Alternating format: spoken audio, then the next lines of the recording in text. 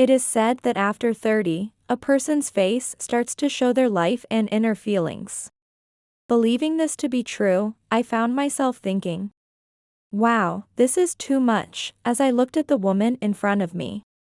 My name is Sarah. I am a 33-year-old part-time housewife, working at a local clothing shop. My husband Kevin, who is the same age as me, works as a salesperson and buyer at a long-established department store. We don't have children yet. However, recently, we have finally discovered my pregnancy after undergoing fertility treatments. I am looking forward to meeting our soon-to-be-born child. But I know there is one person who is looking forward to the birth more than anyone else. That would be my older brother, Paul. Since we were young, he has always adored me and we are still very close. When I told him I was pregnant, he was so happy that our mother had to scold him.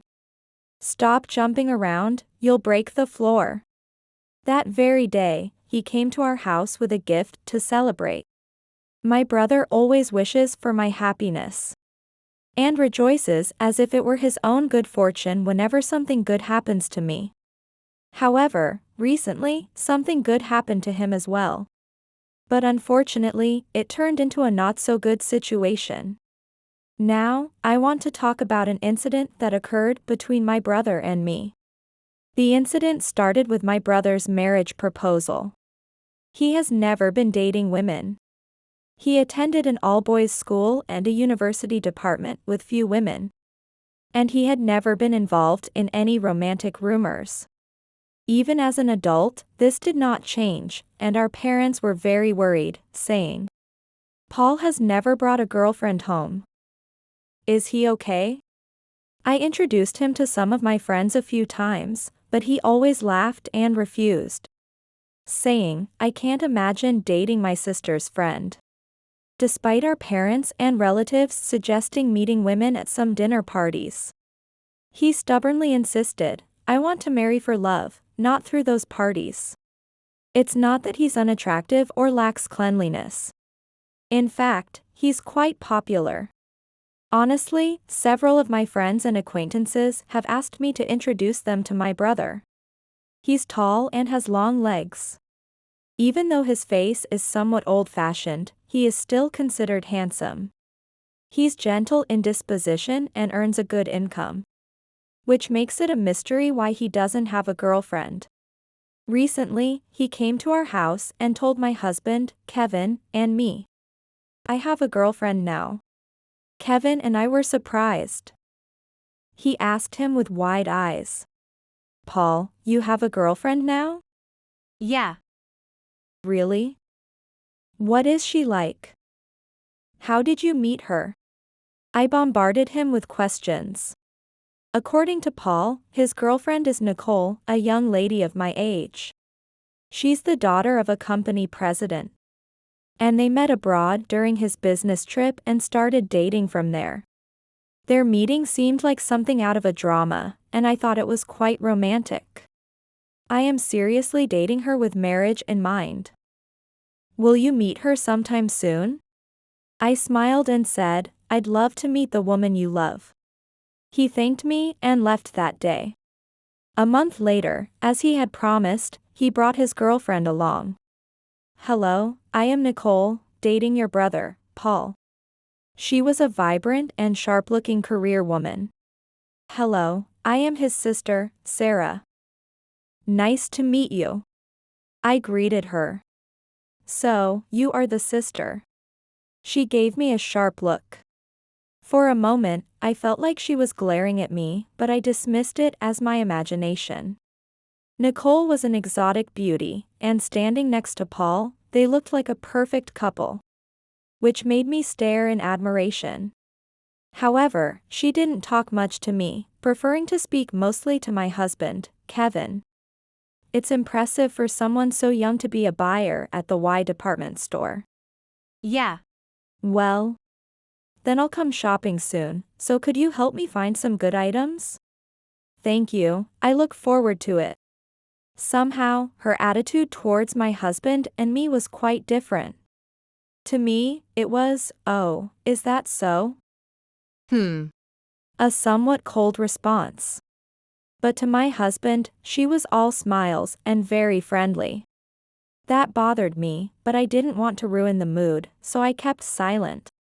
Just as my brother has always wished for my happiness, I also wish for his happiness. Even if his girlfriend was a bit cold to me, that was no reason to disrupt his happiness. However, my wish did not come true. Since that day, Paul started visiting my husband. Apparently to learn what it takes to be a good husband. They got along very well. And it seemed more like my brother was using it as an excuse to come over for drinks. At the same time, Nokul also visited my husband frequently.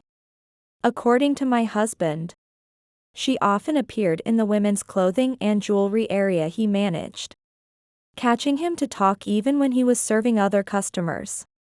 Being wealthy, it was normal for her to shop at the department store, but I still felt uneasy about it. Kevin complained. It's nice that she buys expensive items, but it's a bit much when she interrupts while I'm with other customers. He was also worried that she spent more than $10,000 almost every week, which seemed a bit off in terms of economic sense. Of course, he mentioned that to my brother, but he just laughed it off, saying, "Well, she's a rich girl, so it can't be helped." And then, a few months later, we received an invitation to my brother's wedding. The white invitation was very stylishly designed, with the name of a super luxurious hotel in LA printed on it. Shortly after receiving the invitation, the day of his wedding arrived. However, I never dreamed that such an unfortunate incident would occur on that joyous day.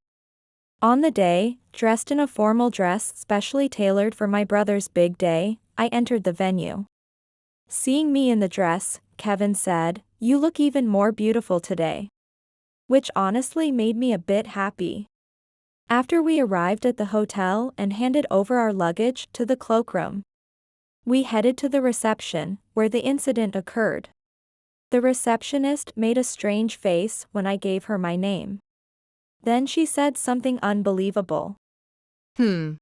I was informed that your attendance has been cancelled." I was speechless at her words. No, I am not absent. I received a call from the bride yesterday saying that the groom's sister would be absent today. What? I am attending. Despite my response, the receptionist repeated, "But I was told you would be absent." My husband then said, "Well, then, please call Paul or Nicole." The receptionist hesitated but finally got up. Soon, Nicole and a woman who seemed to be her mother appeared. "Nicole, what's going on?" "I'm being treated as absent." When I asked her, she sneered and coldly spat out. "Why would there be a seat for a monster with a bulging belly like you? Leave now. You're unpleasant." I was dumbstruck. Furthermore, her mother also said coldly, "Having someone as ugly as you at my daughter's wedding would be a nuisance. Please leave immediately." I was too shocked to reply, and Kevin angrily snapped, "How can you say such things to my wife? I didn't expect you to be so rude. We will leave now." He then whispered something in my ear. Hearing that, I came back to my senses and said meaningfully, "Make sure you don't regret how you've treated me." With that, we left the venue. That night, Paul came to our house. "I heard Nokul did something terrible to you." "I'm truly sorry." He apologized at our doorstep, looking down. "Paul, please lift your head. Can you explain what exactly happened?" Asked by me, he began to reveal a shocking truth. "It seems Nicole was jealous of you." I was puzzled by his words, and he continued. "She's been treated like an exotic beauty overseas, even doing some modeling. But she has a complex about her short height. You work part-time at a clothing shop, right? And sometimes you appear on its website?" It seems she saw that and got jealous. I fell silent, not quite understanding. Indeed, I often appear on my workplace's website. The clothing shop frequently features me because I represent how women of my age wear clothes in everyday life. Then Kevin sighed and said, I thought so. What do you mean? She always interrupts when I'm attending customers in the clothing area, criticizing other customers. That woman seems to have a complex about her short height. Whenever she finds tall customers, she says things that are so offensive I hesitate to repeat them. Honestly, it's almost like sabotage. Then, Paul explained it to me, too. She was also jealous that you're pregnant. Your child is due soon, right? So, naturally, everyone's attention will be on the child, right? She didn't like that. She also complained about why you are pregnant and she isn't. I believe we should have children after getting married. So I said we wouldn't have kids before marriage, but she didn't like that either. After saying that, Paul sighed deeply. Then I asked a question that had been bothering me. Why didn't you notice she was doing all those things? That was my fault. As soon as we decided to get married, she quit her job and started focusing all her time on preparing for the wedding. Whenever I tried to say anything, she insisted that the bride should arrange everything for the wedding. I would have been fine with planning the wedding later. But Nicole and her mother went ahead and set the date without me. I only found out about it last month. I was busy traveling abroad for work, and they decided everything in my absence. I should have been more involved. It's too late to say this now.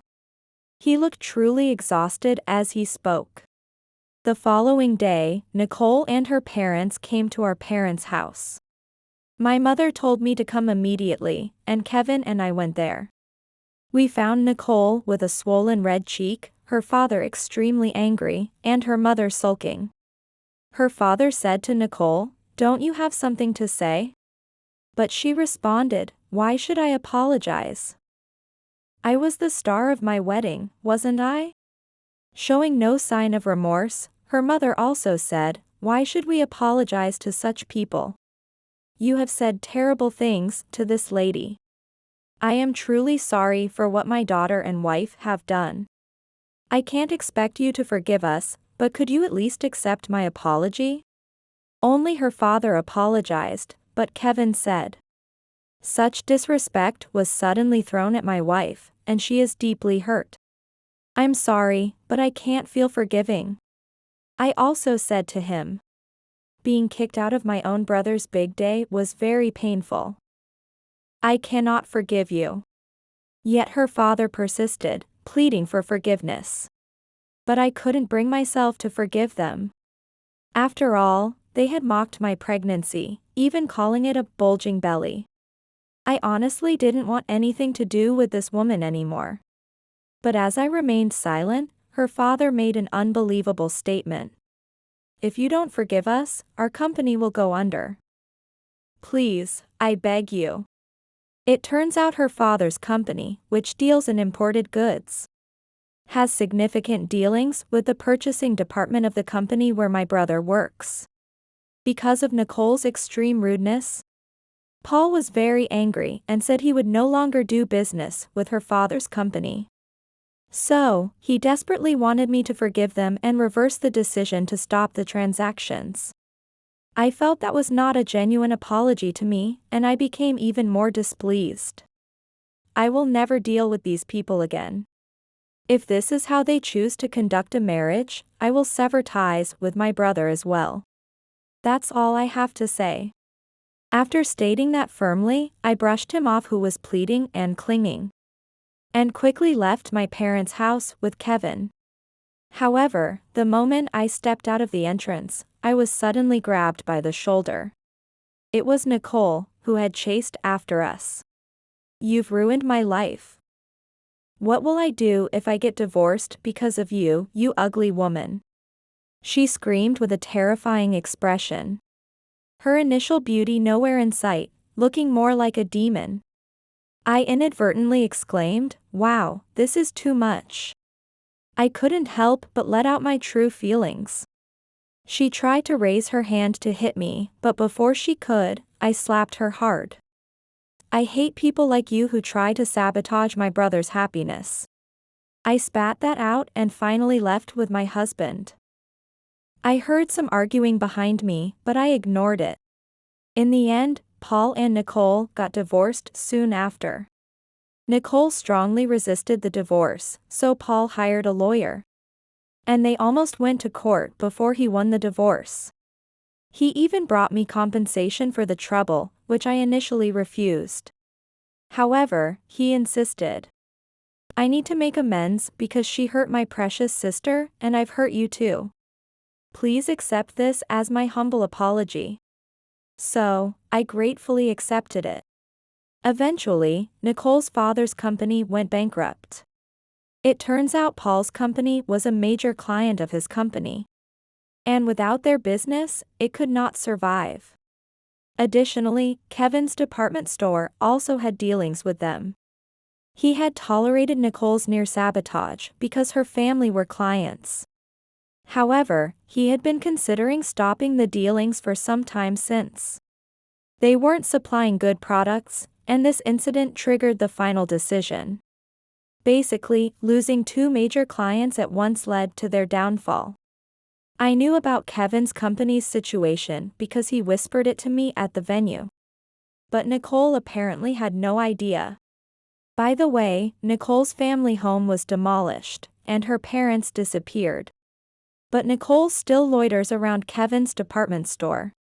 She appears disheveled, wandering the floors every day without buying anything, often being escorted out by security. When she persistently returns, the police are sometimes called to remove her as a suspicious person. Apparently, Nicole had been making purchases she couldn't afford, and she was heavily in debt. The department store staff now refer to her as the clothing department witch. She brought it upon herself.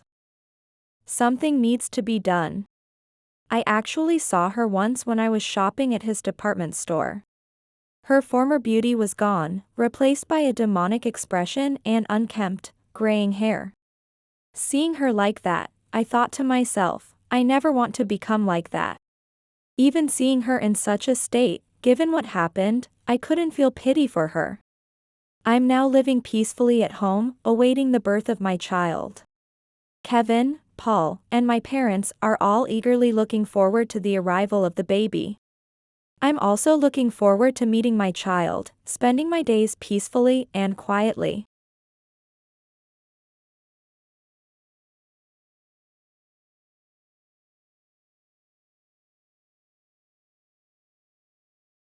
Stop it already, always showing up in front of me with that face. I absolutely despise it. Can't you do something about that face? Sorry about that. It's not like I chose to be born with this face. Yet Mom always complains to me every time we see each other. What? Are you talking back? You've become cheeky lately. Just because you're 12 doesn't mean you can defy your parents. I was born with blindness in my right eye, which caused it to become slightly enlarged, making my face look unbalanced.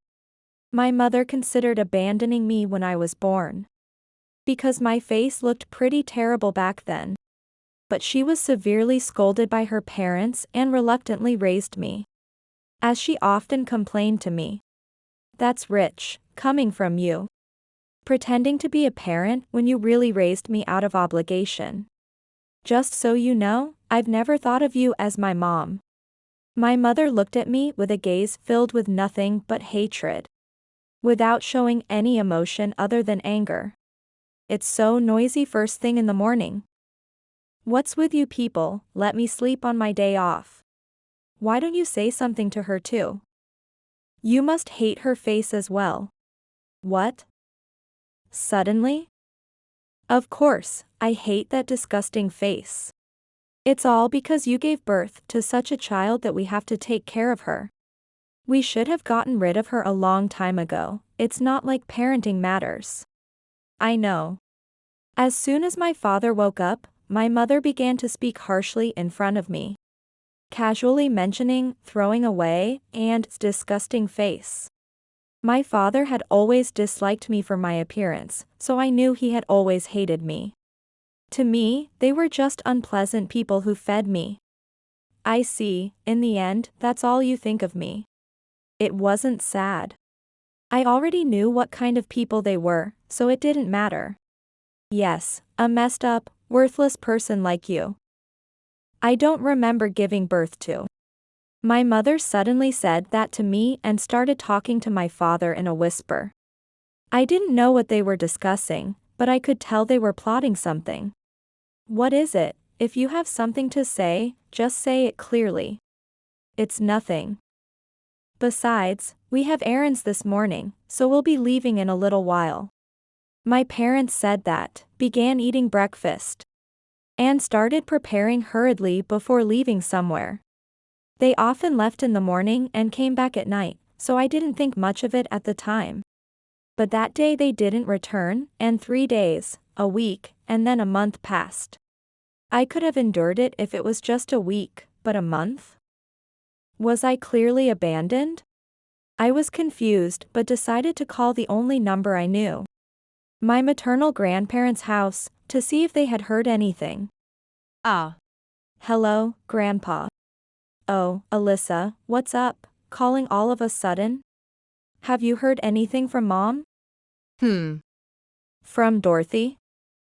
No, I haven't heard anything. I told my grandfather everything about the abusive words I had received from my mother and father over the past month. Dorothy said that. And she hasn't come back for a month. Are her things still there? Yes, what should I do? Come to our house, I'll come pick you up right away. My grandfather said that and came to pick me up an hour later by car. And I started living at my maternal grandparents' house. It seems like Dorothy reluctantly raised you because we told her to properly raise her child, but maybe we should have taken you in at that time. I'm sorry, Alyssa, for putting you through this. I'm disappointed that Dorothy turned out to be such a person. It's not your fault, it's Mom's. Because I'm blind in my right eye and it's enlarged. My appearance isn't good, and just because of that, she hated me.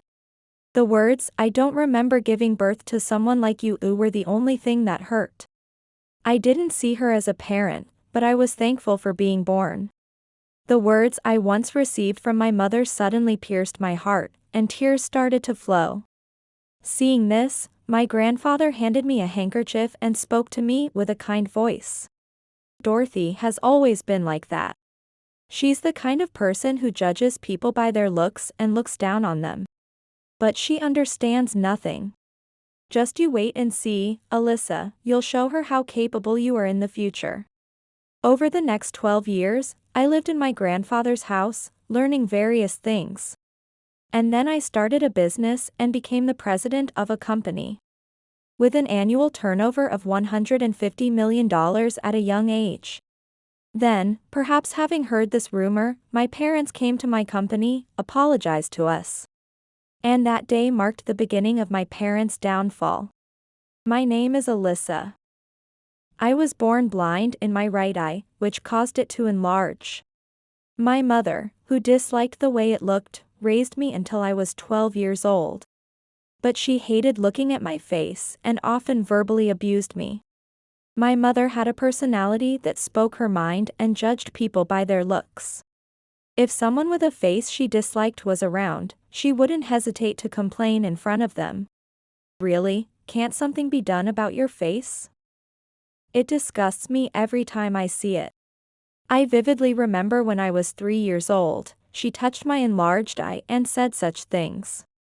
She often mocked my face, but she also used my blindness to her advantage, placing obstacles at my feet to trip me, a trivial yet malicious act. Why can't you see that thing at your feet? Shape up, you mess. That's why you're a failure. As I grew older, the harassment I faced from her escalated, and my father who pretended not to see, avoided me when I sought help, saying, "You're disgusting, don't come near me." At home, no one was on my side. Today, Mom mentioned my eye again. Am I not seen as her child? Every day, I would talk to my doll in my room and cry. I was shocked that my mother did not see me as a child, and I didn't know what to do. However, when I turned 12, my feelings of love for my parents completely vanished. And I decided that instead of being manipulated any longer, I would resist and rebel. Stop joking around. You always call me creepy or a failure. But aren't you the failure for looking at your child that way? This kind of verbal abuse began to fly between my mother and me. She fought back, but I didn't want to lose. So, I resisted desperately. Around this time, my father and mother began to leave the house frequently. "We're going out." That's all they would say, so I had no idea where they were going. When I was younger, they would come back after half a day or a day, but lately, there were times they wouldn't return until midnight, and at worst, they would leave home for a week. But I felt more at ease when my suffocating parents were not around. And their mysterious actions were somewhat beneficial for me. Alyssa, do you want to study more? My mother suddenly said that. I wanted to go to middle school and had plans to apply to a school I liked and take the entrance exams. But my mother unilaterally canceled that plan and tried to prevent me from going to middle school. Why, what are you thinking? What are you talking about? You don't need a middle school. Why would a failure like you think you can go to the same school as normal people? Stop being so conceited. Failure, you always mock people by saying that. Why do you hate me so much, Mom? Why won't you let me do what I want? Because you're not human, you're blind in one eye, bigger than normal people.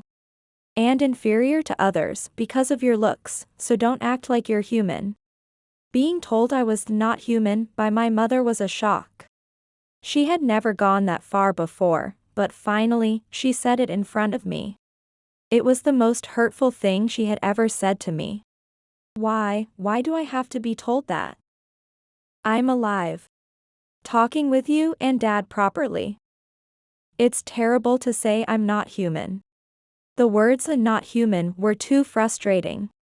I had decided to argue back against everything I had been told, and to defeat my mother's reasoning. But those words broke my spirit, and I ended up withdrawing to my room and crying every day. As she declared, my mother withdrew my middle school application and started to leave me alone in the house. "I'll be out with your father all day today, take care." Saying that, she left, leaving only a little food in the house. I had to cook and eat by myself. I could manage if it was just for a day, but gradually the days they left the house increased. 3 days, a week, it got longer. Where were they always going? One day, while harboring such questions, my parents returned carrying big bags. "I'm home." Until now, I hadn't reacted much, but seeing them holding a bag marked duty-free and dressed as if they had just returned from a trip, I was so surprised that I couldn't help but exclaim aloud. "What's that? Where were you?" "Oh, how unusual, you want to know?" No, not really."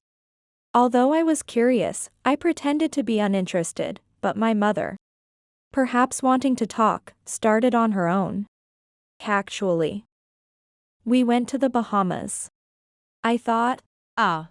I guessed so, wearing something like a tropical shirt and sunglasses on their heads, they must have had a lot of fun. At this moment, I was certain my parents had been leaving home frequently because they were going on trips, leaving me behind because they didn't want to show my shabby face to the world. "Oh, go ahead and do whatever you want, scumbags." My mother's cheerful voice irritated me, and I blurted out those words. Perhaps angered by that, my mother slapped me silently. "What's with that boring reaction, mocking people? What do you mean by that?"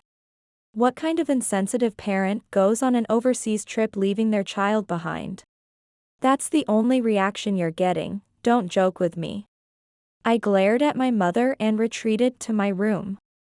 Disgusted by my parents' too despicable behavior, I didn't want to see their faces.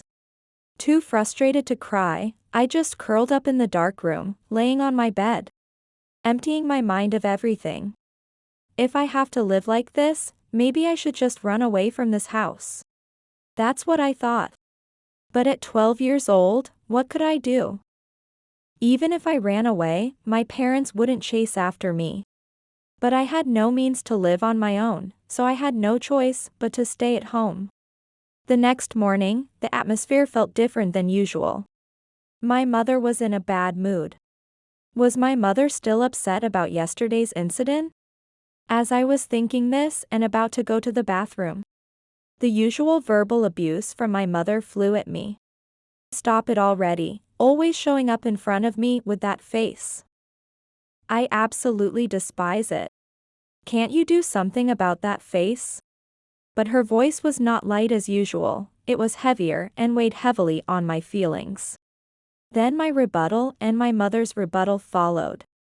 And after a few minutes of an intense argument, my father, who had just woken up, and my mother whispered ominously to each other and left the house, never to return again. After being gone from home for a month, I was convinced I had been abandoned. Remembering the words, "Maybe it's better to leave this house," I shed a few tears. I was actually glad that my parents were gone. But the feeling of being left all alone became stronger, and anxiety welled up. I'm lonely. It's lonely to think I've really been abandoned. Mom. Dad. In my lonely feelings, my mother and father crossed my mind. But those feelings were quickly extinguished, and I remembered someone else. My maternal grandfather, who had often taken me to his house when I was small, where I had stayed many times. Perhaps back then, it wasn't good to leave me alone in the house for a day. So he took me to his house. Remembering my kind grandfather, I called the only number I knew, my maternal grandparents' house, and told him everything that had happened. Mom told me, she said I'm not human. She called me a failure and said she was only raising me because she had to. Hearing my grandfather's voice after such a long time brought me relief. And as I poured out my feelings, tears uncontrollably welled up. And I collapsed in tears in front of the phone. At that moment, I realized that I had been holding back my desire to cry like this. Come home, I'll come pick you up right now. Hearing my grandfather's gentle voice over the phone, I felt relieved and waited for him to pick me up. That day, I was taken to live at my grandfather's house. How are Alyssa's grades? Suddenly asked by my grandfather. I wondered why he would ask such a thing and responded, huh? Why? Then, he handed me a piece of paper. A middle school brochure? Yes. Alyssa, I heard you weren't allowed to go to middle school. Why don't you try going there? You can enter partway through. And don't worry about the money, I will pay for it. Why not go and study? Do you dislike studying? No, I like studying. I just hated being with my parents, so I loved school. And I had many friends, but now I can't see them anymore. Well, you can make new friends. And about that your parents didn't do anything about it. How about having surgery? It won't restore the sight, but it might correct the imbalance. Really? Wouldn't that be a burden on you, Grandpa? It's no burden at all. If it means Alyssa can be healthy and happy, I'm willing to spend whatever it takes. Don't worry, I have plenty of savings. Let me use my retirement savings for you instead of something else. I was overjoyed. My grandfather's words allowed me to attend middle school, and I also had surgery on my eye, which, although minor, improved my appearance. I got a prosthetic eye and started a new life, and by the time I was about to enter high school, my grandfather said something to me. Alyssa is truly my granddaughter. You've really inherited it.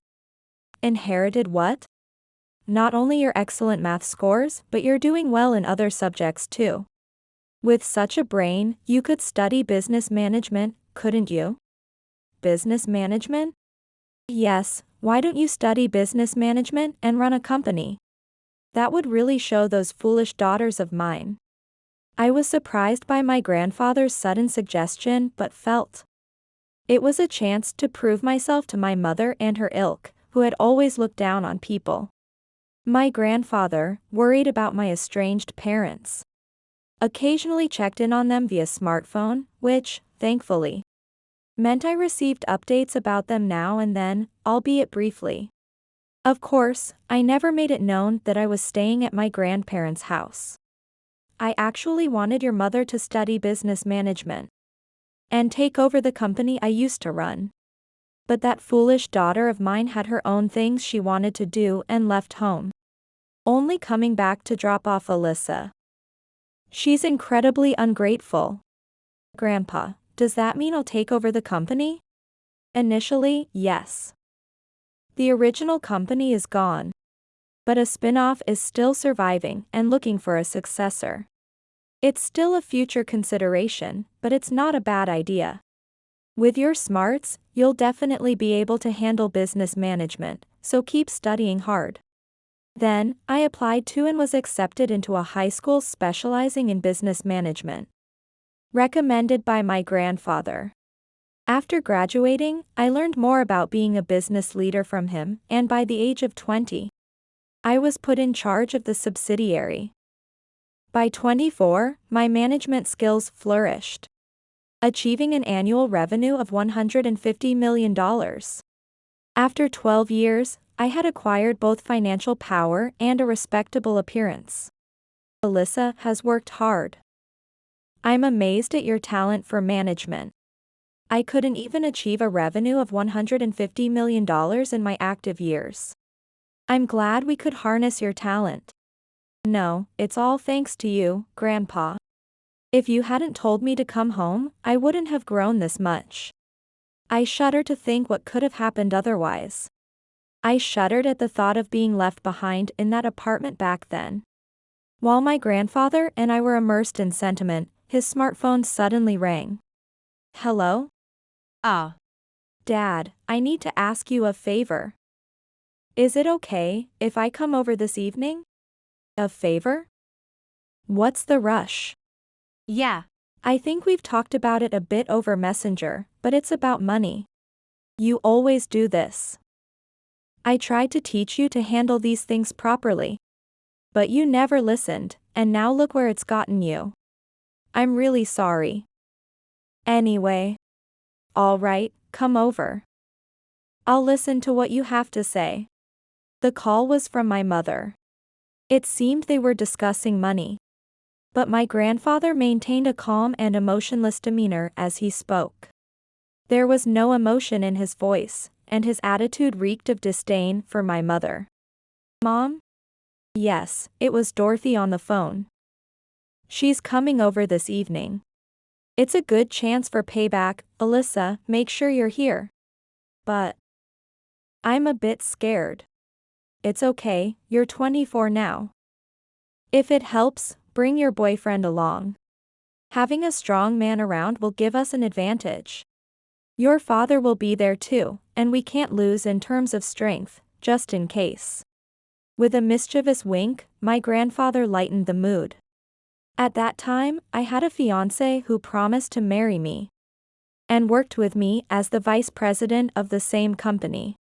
He was a young talent who had stayed in the subsidiary when I started managing, and had supported me ever since I became president. Before I knew it, he had become my partner. Chairman, such sudden news. I've heard about it from Alyssa, but it's too much for me. Stop that, I'm not a chairman, I'm just a retiree now. You've been a supportive partner to Alyssa and have the strength.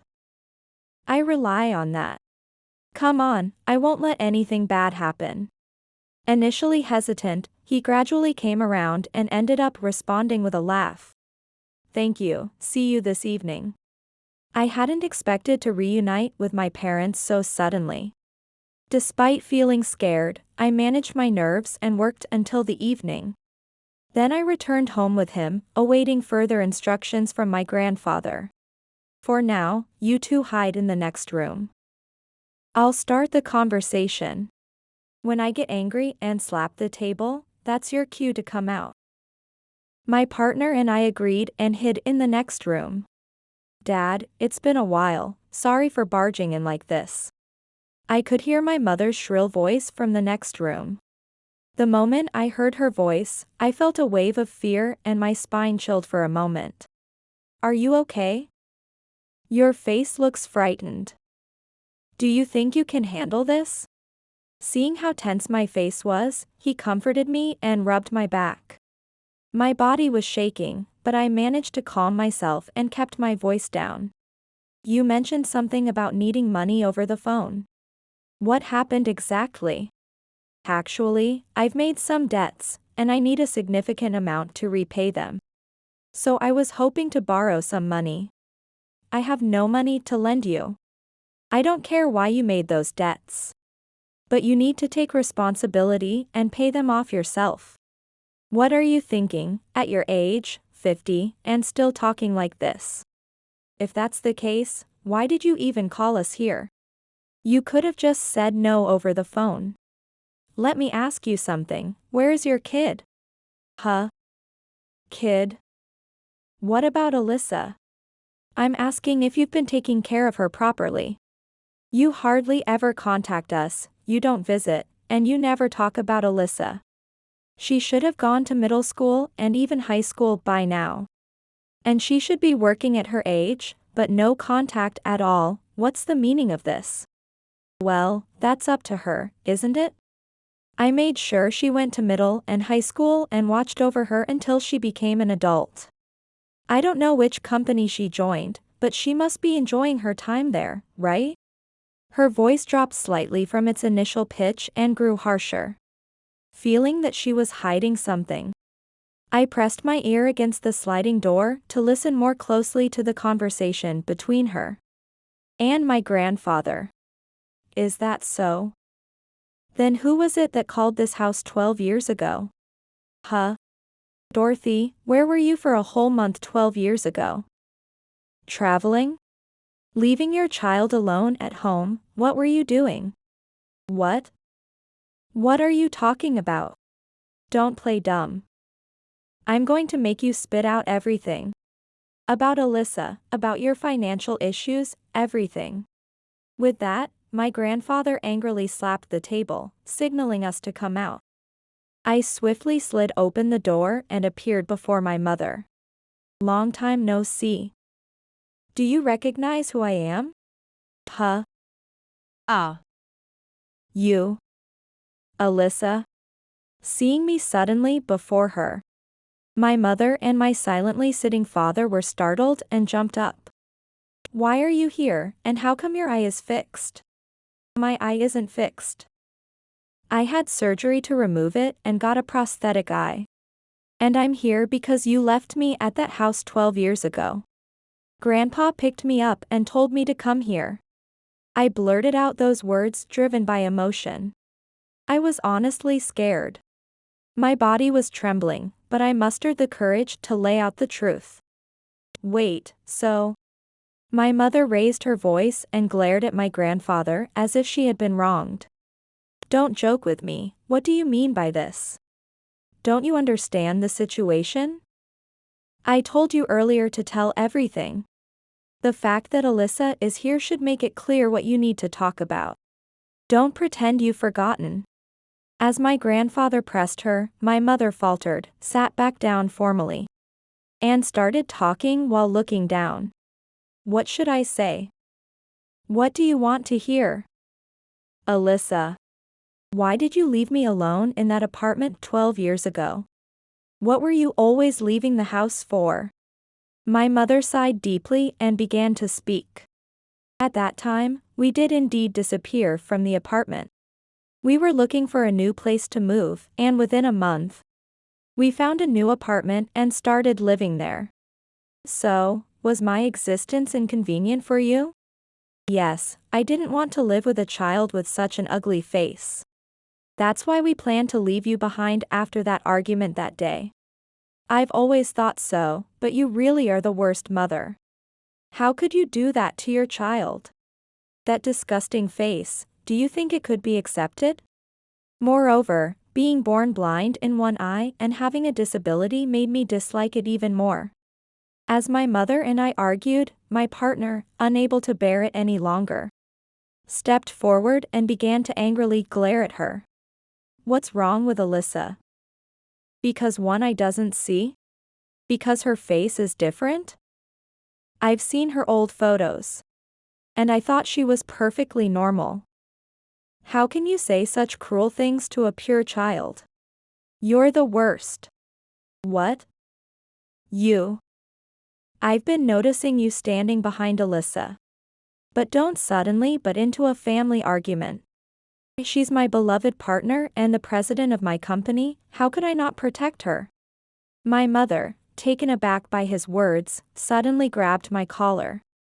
What did that man just say? You're a company president?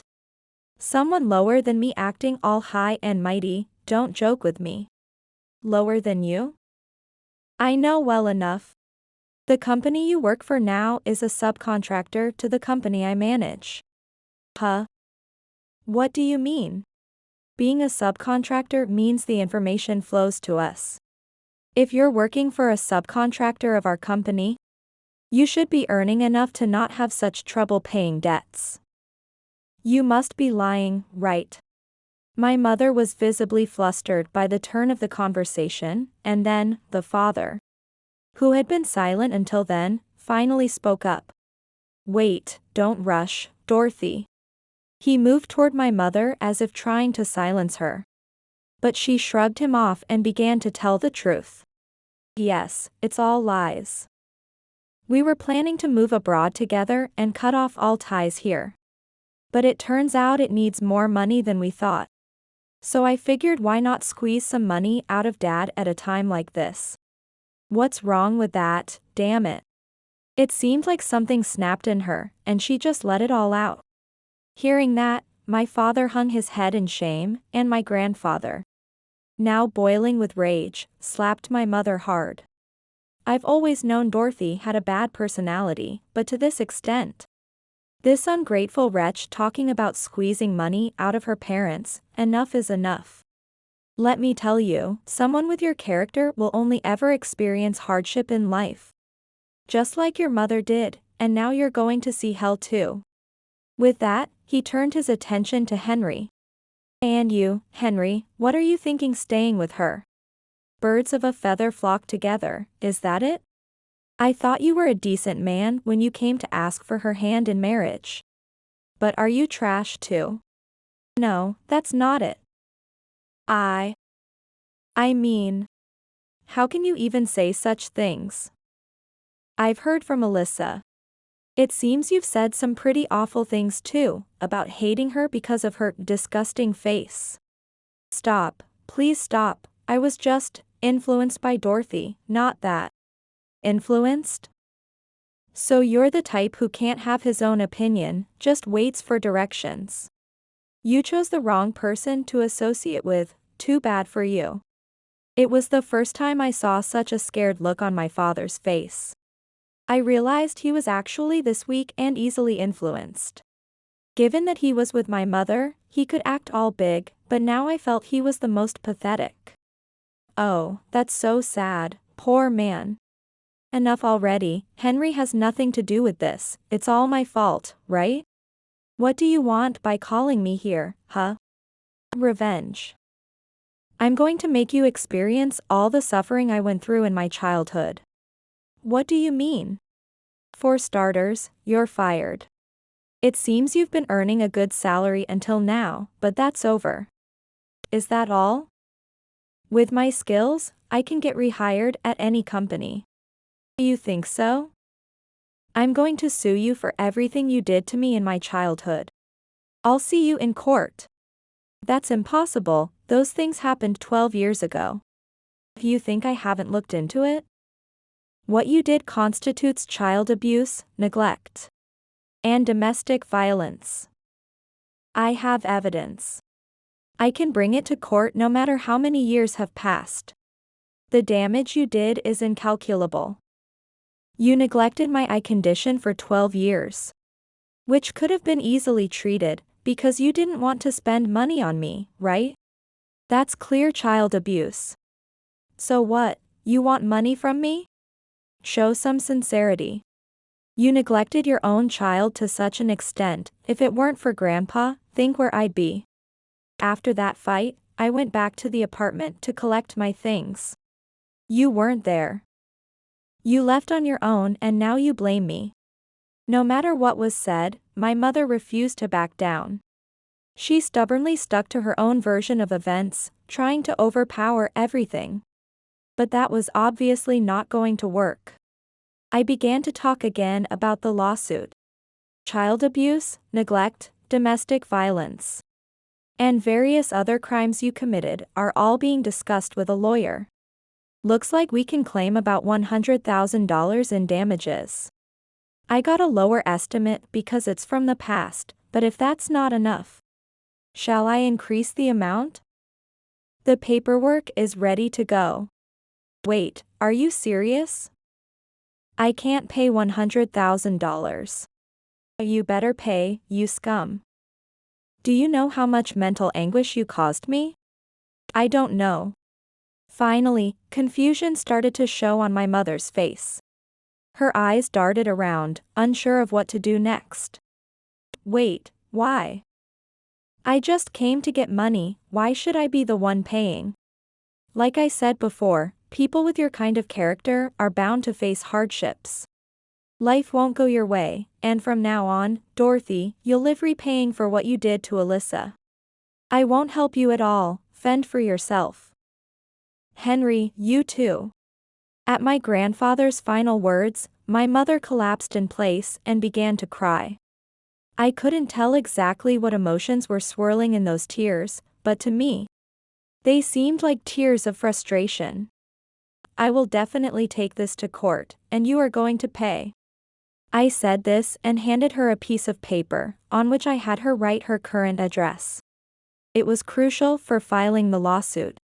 After finishing that, my partner and I escorted my parents to the door and watched them until they were completely gone. A few days later, the documents were processed, and the trial began, and we successfully won. I was really touched by what you said back then.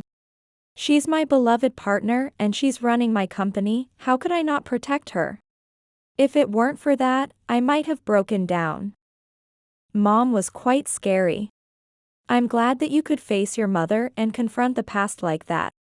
And now that we've got the settlement money, everything should be smooth sailing from here. So, it's okay. Huh? That phrase, you sneaked in a proposal during the confusion, didn't you? I kind of knew. Let's get married.